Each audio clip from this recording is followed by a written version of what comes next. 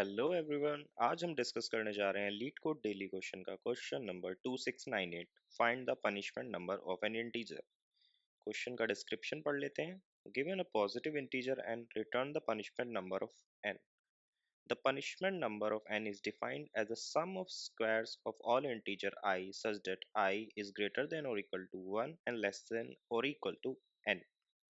The decimal representation of I cross I means I square can be partitioned into contiguous substring such that the sum of the integer value of those substring equals I.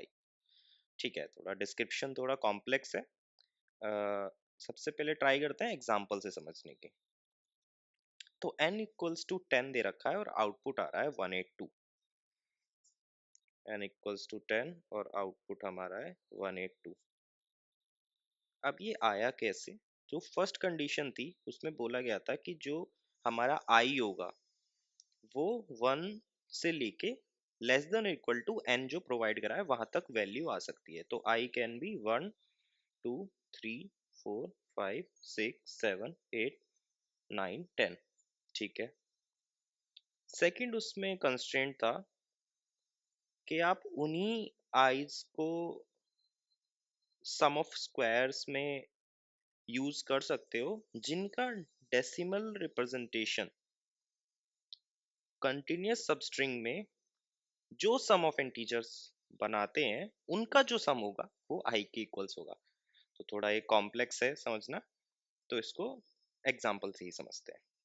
1 का square 1 होता है, 2 का 4, 3 का 9, 4 का 16, 5 का 25, 6 का 36, 7 49, 8 64, 9 81, 10 100।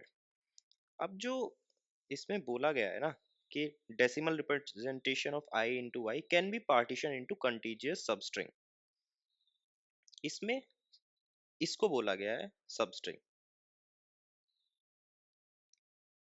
ये decimal representation हुआ। इसको अगर मैं ऐसे स्ट्रिंग में लिख लूं 49, अब इसके जो कंटीजियस सबस्ट्रिंग्स होंगी वो या तो ये होगी 4 और 9 दोनों अलग अलग, या आप 49 को भी एक साथ ले सकते हो क्योंकि एक स्ट्रिंग खुद में ही एक सबस्ट्रिंग होती है। जो टोटल सबस्ट्रिंग होगी उनके जो डेसिमल रिप्रेजेंटेशन होंगे उनका जो सम होगा ओवरऑल वो आपका किसके बराबर होना चाहिए? वो आपका आई के ही बराबर होना चाहिए। सॉरी, इस केस में हम 7 को लेके चल रहे हैं।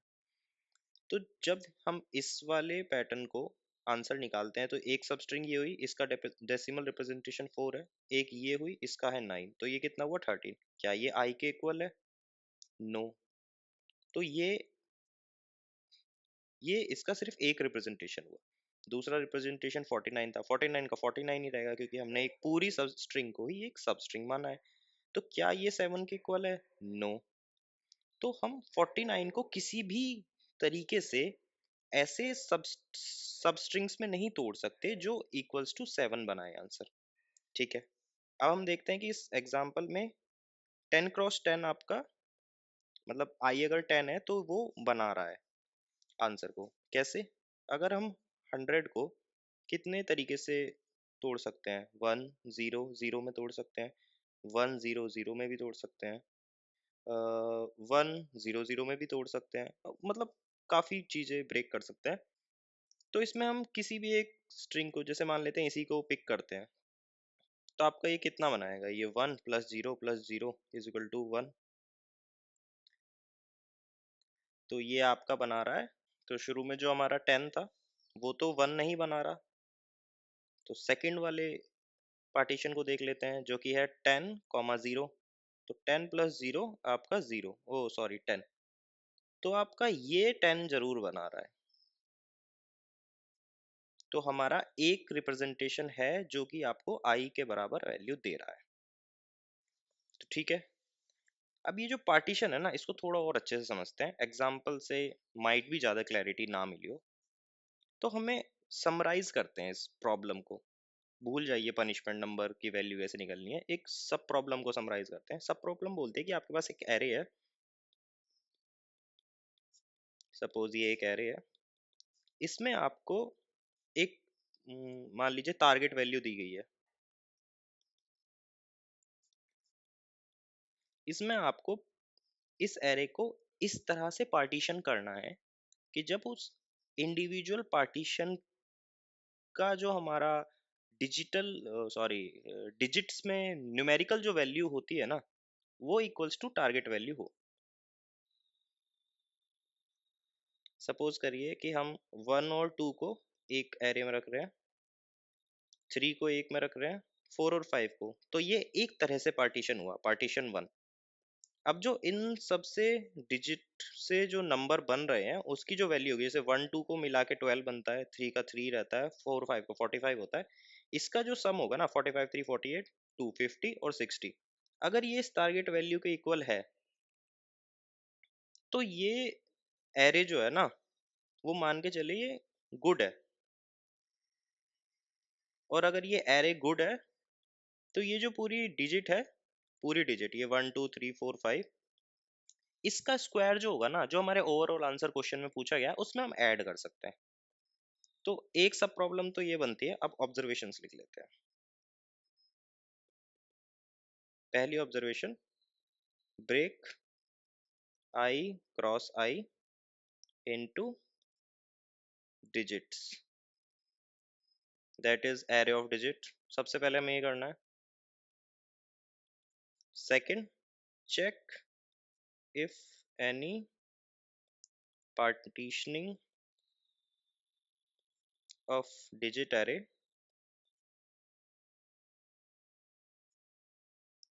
Can lead to summation equals आई।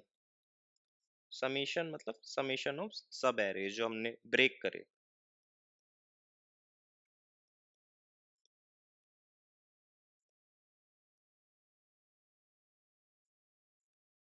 ठीक है, तो ये दो ऑब्जर्वेशन है हमारे पास। अब हमारे पास देखते हैं कि वर्स्ट केस सिनेरियो क्या होता है अगर मैं वर्स्ट केस एनालिसिस करूं इसका।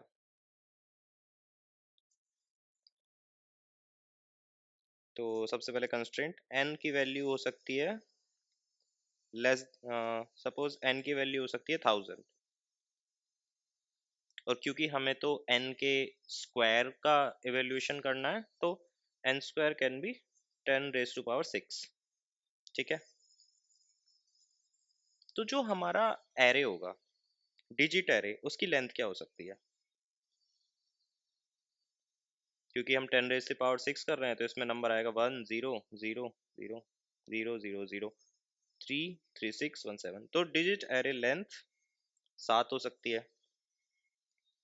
अब जो मैंने आपको बताया था कि किसी भी एरे के सबसेट्स निकालने की जो होती है time complexity, time complexity to find subsets is 2⁻n, where n is length, और यहाँ पर हमारी लेंथ जो है वो 7 है, तो इसकी वर्स्ट केस कॉम्प्लेक्सिटी होगी 2⁻7 जो कि अराउंड होगी 64।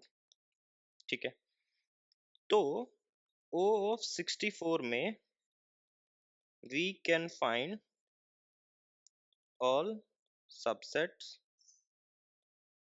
या सबसेट्स को छोड़ो, पार्टीशनिंग बोल सकते हैं, पार्टीशनिंग।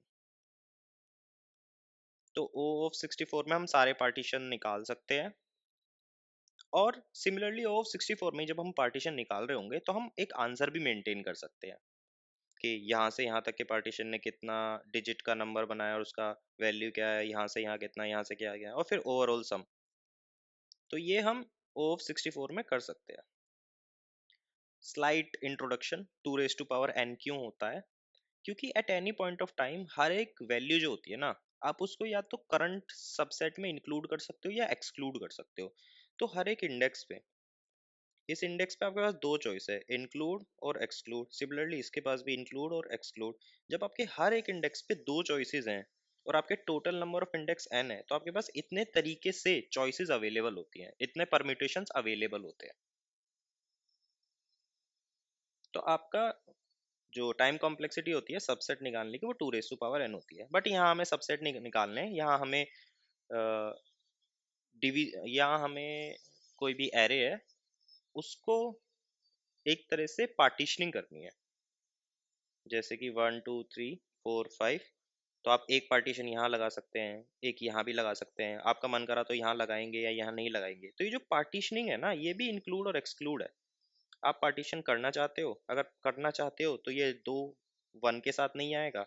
अगर आप पार्टीशन नहीं करना चाहते हो तो ये वन और टू साथ में रहेंगे, तो ये इंक्लूड होंगे। तो पार्टीशन का भी सेम ही लॉजिक है। आप हर एक इंडेक्स पे चॉइस चाहते हो कि इंक्लूड करूं या ना करूं। सो सिमिलरली आपके पास two raise to power n choices बनती है, तो यही इसकी कॉम्प्लेक्सिटी बनती है।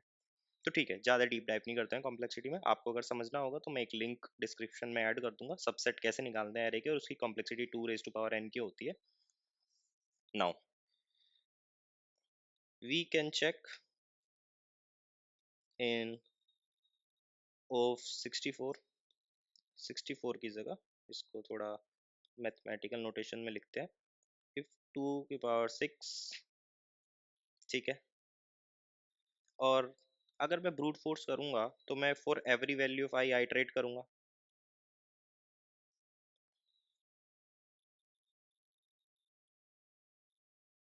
ये होगा 10 रेज़ टू पावर 3। तो मेरे पास ओवरऑल कॉम्प्लेक्सिटी क्या होगी, एक तो ये आइट्रेशन की, हर एक वैल्यू पे मुझे आइटरेट करना है आई की, इनटू हर एक वैल्यू जो बनती है उसको चेक करना है कि क्या उसमें ऐसे पार्टीशन प्रेजेंट है जिससे हमें दोबारा जो सम मिलेगा वो उसी वैल्यू के इक्वल हो। तो वो होगा हर एक ऑपरेशन फाइंड करने के लिए 2 की पावर 6। तो ये 10 रेज़ टू पावर 3 है, ये 2 की पावर 6 है, नॉर्मली 64 बैठता है, तो इसको कांस्टेंट ही मान लेते हैं। तो हमारे पास ओवरऑल ऑपरेशन हुए of 10 raise to power 3 operations को हटा देते हैं। तो 10 रेज़ टू पावर 3 ऑपरेशन जो होते हैं ना, वो 1 सेकंड में बहुत इजीली हो जाएंगे, क्योंकि जो हमारे डीएसए होता है उसमें हम एक एवरेज मान के चलते हैं कॉम्प्लेक्सिटी की। अगर 10 रेज़ टू पावर 9 ऑपरेशन जो है वो 1 सेकंड में परफॉर्म हो जाते हैं, और जो भी ऑनलाइन जज प्लेटफॉर्म्स होते हैं वो इतना टाइम लेके मान के चलते हैं कि इतना टाइम आपको मिलेगा किसी भी प्रोग्राम को रन करने के लिए। तो 10 रेज़ टू पावर 3 तो बहुत ही कम टाइम में एग्जीक्यूट हो जाएगा, तो ब्रूट फोर्स यहाँ पर हो सकता है। Be done. और जो इसकी कॉम्प्लेक्सिटी है वो मान के चल सकते हैं ऑफ एन ही है। क्योंकि यहाँ पर तो जो 2 की पावर 6 है वो कांस्टेंट फैक्टर है, तो ओवरऑल कॉम्प्लेक्सिटी ऑफ एन। तो ऑफ एन है तो ये इजीली कोड हो जाएगा। बस हमें जो डिफिकल्टी आएगी वो ये जो फंक्शन हमें बनाना है ना, ये पार्टीशनिंग करने वाला फंक्शन, उसको लिखने में थोड़ी कॉम्प्लेक्सिटी आ सकती है, क्योंकि हमें रिकर्सिव सॉल्यूशन लिखना होगा। हर एक बैक ट्रैकिंग सॉल्यूशन होगा, क्योंकि हर एक पार्टीशन नहीं आपको लीड कर सकता है उसी आंसर पे जो कि इक्वल्स टू आई हो। तो आपको हर एक तरीके से पार्टीशन करके वैल्यू को चेक करना होगा, और जो पार्टीशन आपको वैल्यू देगा आप ट्रू या फॉल्स रिटर्न करोगे। तो ठीक है, इसी लॉजिक को एक बार पाइथन में कोड कर लेते हैं। तो चलिए, जो हमने डिस्कस करा था उसको पाइथन में एक बार कोड कर लेते हैं। सबसे पहले हम एक फंक्शन लिखेंगे चेक, जो कि एक नंबर को इनपुट लेगा। सपोज वो नंबर n है, n तो खैर इस आर्गुमेंट का भी नाम है, इसको हम x ले लेते हैं। और ये चेक करेगा कि जो इसका स्क्वायर है, क्या उसको हम समवॉट ऐसे ब्रेक डाउन कर सकते हैं कि जब उसके हम पार्टीशनिंग करें सब एरे की, तो उनका जो सम बने डिजिट्स का वो x के इक्वल ही हो। तो सबसे पहले तो हम इसमें से डिजिट्स एक्सट्रैक्ट कर लेते हैं, तो एक डिजिट्स एरे बनाते हैं। डिजिट डिजिट्स एक्सट्रैक्ट करना एक बहुत ही सिंपल तरीका है। Just you have to take modulo, last जो भी एलिमेंट है जब आप उसको मॉड्यूलो 10 करेंगे तो वो लास्ट डिजिट वहाँ से एक्सट्रैक्ट होके उसको आप स्टोर कर लेंगे जो आपका एरे है डिजिट्स। फिर आप जो आपका नंबर है जिसमें आप डिजिट्स निकाल रहे हैं उसको 10 से फ्लोर डिवीजन कर देंगे, ताकि वो जो वैल्यू है वो वहाँ से हट जाए, अब नेक्स्ट वैल्यू आए नेक्स्ट आइट्रेशन में।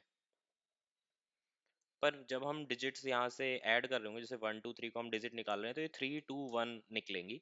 तो हमें क्या करना होगा, ये जो डिजिट्स एरे बन रहा है इसको रिवर्स करना पड़ेगा, तभी आपको सही ऑर्डर में डिजिट्स मिलेगी। तो अब हमारे पास डिजिट्स आ गई हैं, मतलब एक एरे बन चुका है।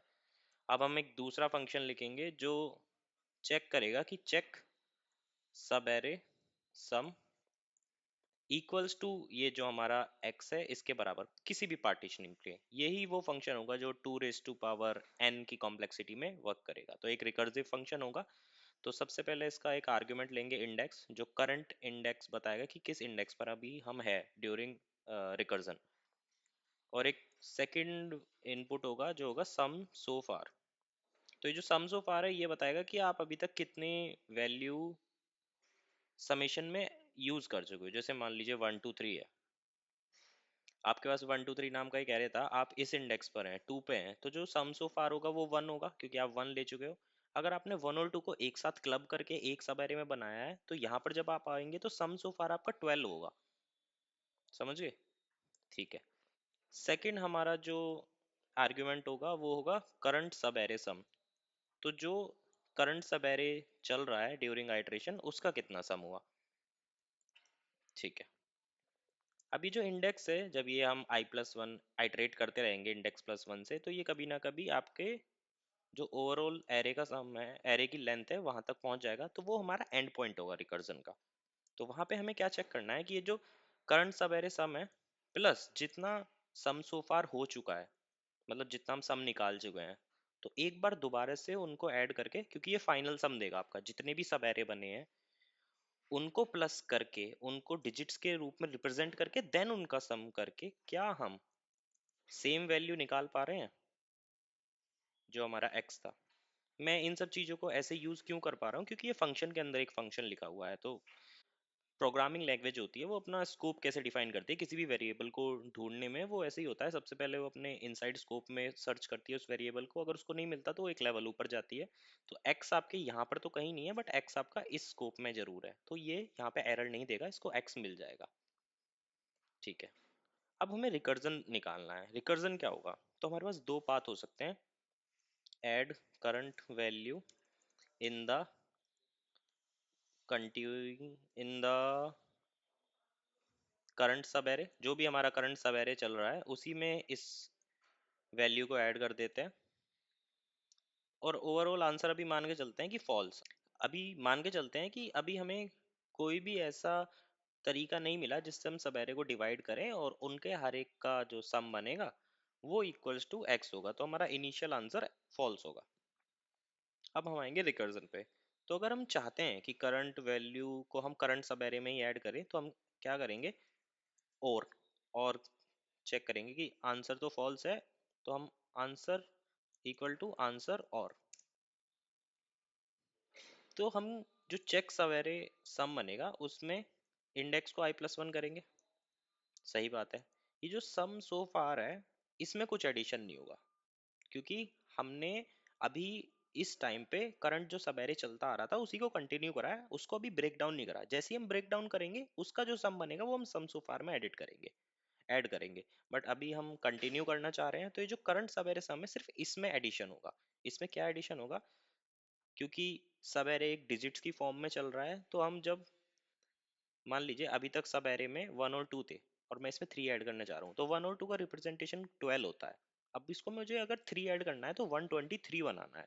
123 बनाने के लिए सबसे पहले मुझे करंट सम में 10 से मल्टीप्लाई करना होगा, देन जो 3 आएगा उसको ऐड करना पड़ेगा, तब जाके ये 123 बनेगा।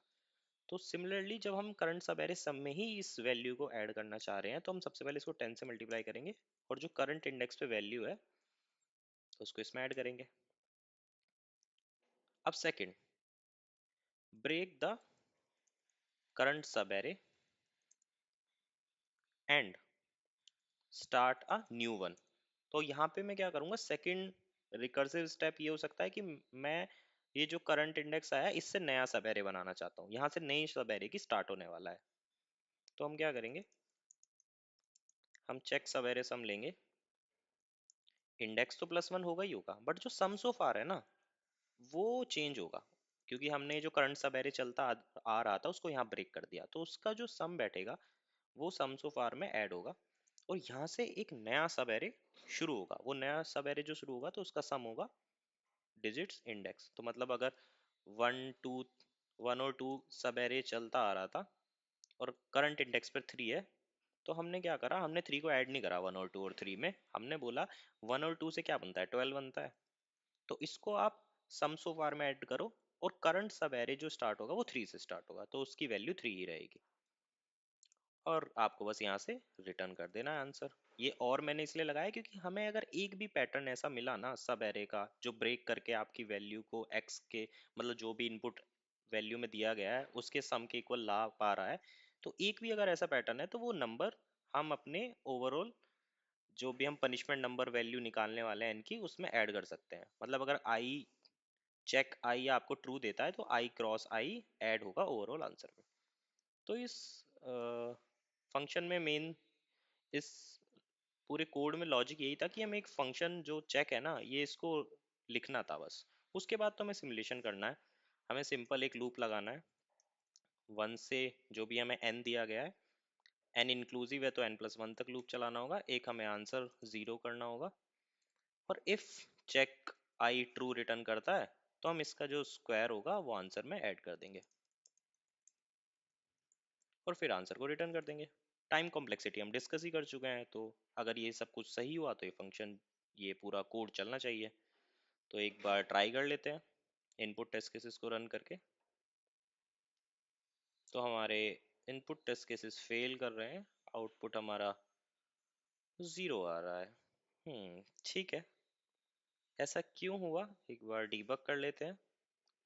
जो हमारा सम सो फार है वो फर्स्ट केस में सेम ही रहेगा, उसमें कोई चेंज नहीं होगा। करंट ओके, ठीक है, हमने एक गलती कर दी, हमने सिर्फ फंक्शन को लिखा है, हमने इस फंक्शन को यहाँ पर चेक नहीं करा, तो ये फंक्शन आपका नन रिटर्न कर रहा होगा इसलिए वो हर बार फॉल्स आ रहा होगा। तो हमें ये फंक्शन यूज भी करना है। अब फंक्शन इनिशियलाइज कैसे होगा, हम जीरो इंडेक्स पे हैं, अभी तक हमारा जो सम सो फार करंटली है वो भी 0 है, अभी हमने कोई सब एरे भी यूज नहीं करा, तो हमारे तीनों पैरामीटर 0 होंगे। अब ये जो फंक्शन है ये आपका ट्रू और फॉल्स सही से रिटर्न करेगा। तो इनपुट टेस्ट केसेस को एक बार रन कर लेते हैं। तो हमारे इनपुट टेस्ट केसेस चल रहे हैं। एक बार सिस्टम टेस्ट केसेस को रन कर लेते हैं। तो हमारे सिस्टम टेस्ट केसेस भी चल रहे हैं। अब यहाँ पे हो सकता है कि क्योंकि ये रिकर्जन है यहाँ पे डीपी का यूज हो सकता है। अभी मैं नहीं चाहता उतने डेप्थ में जाना क्योंकि ये एक मीडियम लेवल का क्वेश्चन है, हो सकता है यहाँ पे डीपी लग सकती है, आई एम नॉट श्योर, हो सकता है लग भी सकती है, हो सकता है नहीं भी लग सकती है। इस पूरे कोड में जो सबसे इम्पोर्टेंट कॉन्सेप्ट मैं चाहूँगा आप पढ़ें वो है रिकर्जन। अगर आप ये फंक्शन नहीं लिख पा रहे ना तो आई डोंट थिंक कि आप पूरा इस क्वेश्चन को समझ भी पाएंगे, क्योंकि अगर ये रिकर्सिव कोड आप नहीं लिख पाए तो फिर बहुत मुश्किल होगा इस क्वेश्चन को सॉल्व करना। अगर आपको ये अभी भी समझ नहीं आ रहा है तो मैं रिकमेंड करूंगा कि आप सबसे पहले रिकर्जन सीखें, बेसिक रिकर्जन। आप किसी भी गूगल पे वीडियो हो सकती है, किसी भी क्रिएटर के आप रिकर्सिव कोड कैसे लिखते हैं वो वीडियो आप देख सकते हैं, देन आप अगेन आके इस वीडियो को दोबारा देख सकते हैं ताकि आपको शायद ज़्यादा अंडरस्टैंडिंग मिले। तो ठीक है, इस वीडियो को यहीं ख़त्म करते हैं। आई होप आपको जो थॉट प्रोसेस मैंने समझाया, जो अंडरस्टैंडिंग मैंने दी, उससे इस क्वेश्चन को करने में ज़्यादा आसानी हुई होगी। तो मिलते हैं किसी और सॉल्यूशन में, किसी और वीडियो ट्यूटोरियल में, तब तक के लिए बाय बाय।